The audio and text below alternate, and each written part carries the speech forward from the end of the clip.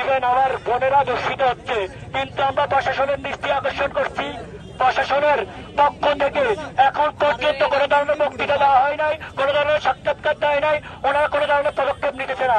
আমরা সরকারের দৃষ্টি আকর্ষণ করছি, আপনারা অবিলম্বে সারা বাংলাদেশে প্রত্যেকটা দর্শককে বিচারের আওতায় এনে আপনার ফাঁসি সর্বোচ্চ রায় ফাঁসির আওতায় এনে প্রত্যেকটা দর্শককে দিতে হবে। আর নইলে আমরা ছাত্র জনতা সারা বাংলাদেশ থেকে কঠোর কর্মসূচি ঘোষণা করবো।